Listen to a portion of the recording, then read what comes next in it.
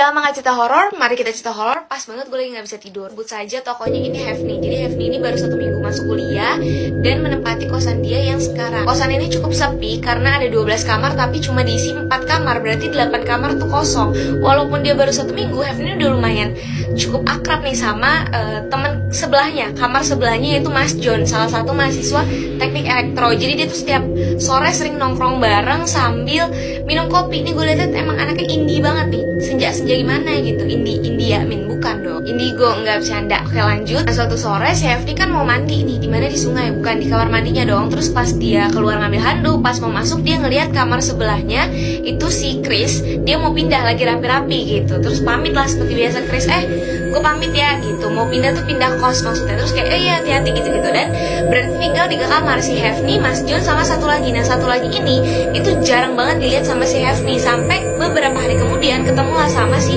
mas-mas yang tinggal di kamar ini nih, yang belum pernah Hefni ketemu sejak dia pindah ke kosan itu. Mas, kamu yang tinggal di kamar ini ya? Terus kata si mas-masnya, oh iya benar, saya kenalin Arif, tapi saya udah mau pindah nih. Terus si Hefni bilang, oh iya kenalin juga Hefni, penghuni baru di kamar 11. Si Arif bilang, Hef lu bantuin gue deh nih ngangkat-ngangkat, ntar gue traktir. Emang si Arif nih kayaknya agak nggak tahu diri ya, baru kenalan dan nyuruh-nyuruh aja. Tapi nggak apa-apa ditraktir, si Hefni mau lah akhirnya, karena udah habis duit bulanan mungkin kali ya, udah akhir bulan jadi kayak wah lumayan nih makan gratis. Ya udah dibantu-bantu, dipak-pakin bareng, masukin ke mobil. Nah setelah itu langsung lah ditraktir ke warung di depan. Pas di perjalanan ke warung depan nih si Arif ngomong gini ke si Hefni, gue nggak berani ngomong di sana, tapi gue mau nanya deh, lo yakin masih mau tinggal di kosan itu? Lo nggak tahu ceritanya?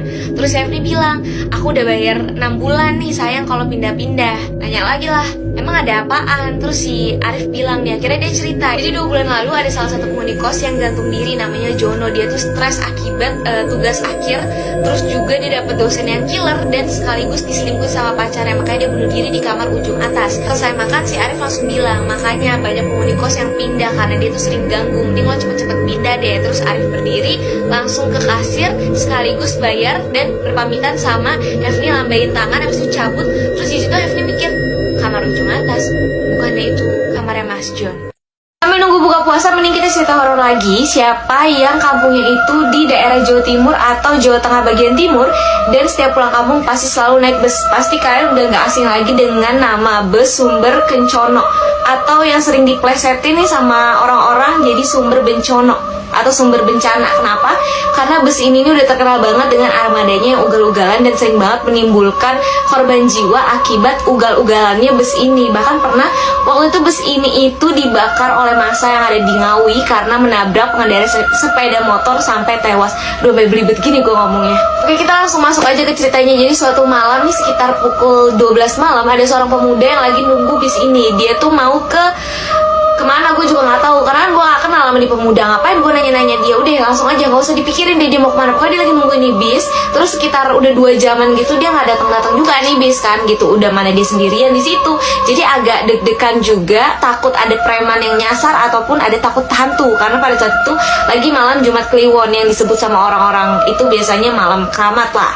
Nah nggak lama dari dia nunggu di situ, tiba-tiba ada satu pemuda lagi ya ikutan nunggu juga bis di situ. Jadi dia berdua nih. Jadi dia ngerasa kayak oke, ada temennya lah ya, kalau misalnya ada preman pun kita bisa mencar. Jadi premannya bingung mau ngejar yang mana gitu. Dia tuh kan berdua tuh kan dia nunggu busnya. Terus sambil nunggu bus ini karena bisa belum datang, akhirnya si pemuda ini tuh mencairkan suasana dengan nanya ke pemuda yang baru datang, Mas mau kemana mas gitu.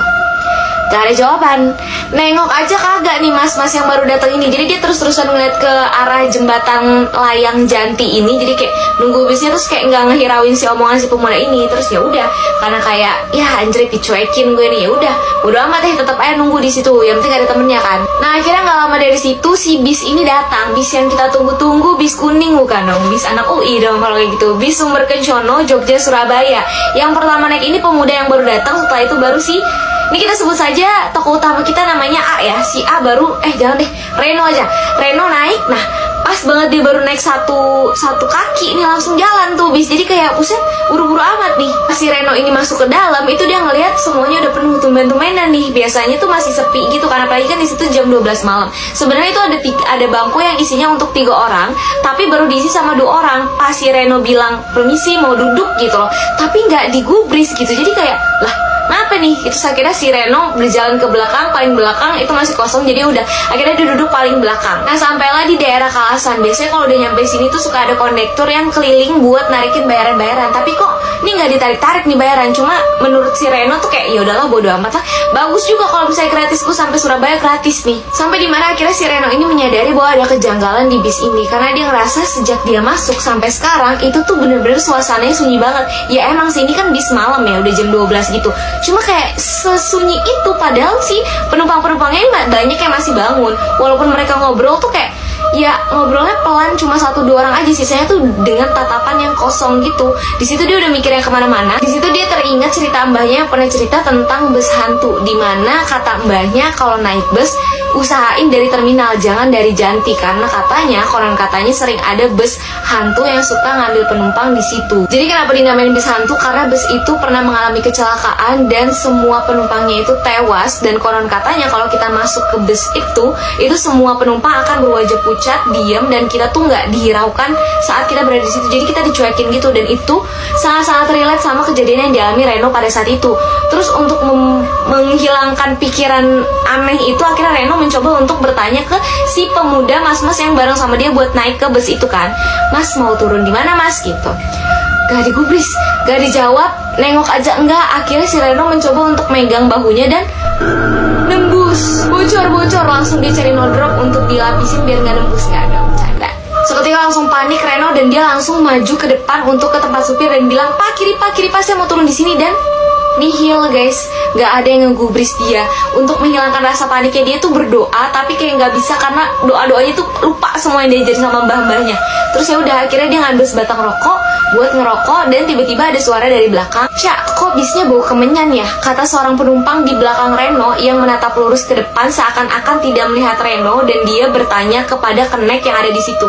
Dan keneknya cuma bilang, oh nggak apa-apa mas, memang konon katanya di Janti itu pernah ada seorang penumpang yang lagi nunggu bis, terus dia meninggal ditusuk sama preman karena ribut. Terus katanya setiap malam Jumat Kliwon itu kayak sekarang ini, dia suka ikut naik bis mas. Kasian, kayaknya matinya nggak tenang. Di situ Reno mendengarnya dan terpaku sementara bis tetap melaju.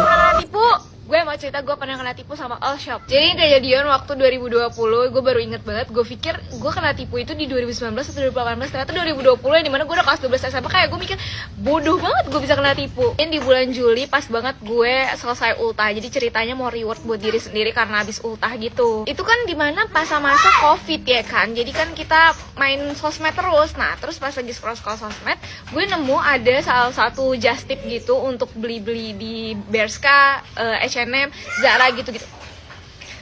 Bukannya pada mandi ya, sore-sore malah pada lari-larian nih bocah-bocah. Jadi gue nemu nih ada satu all shop di explore Instagram gue. Dia tuh udah banyak banget followersnya, kayak udah puluhan ribu.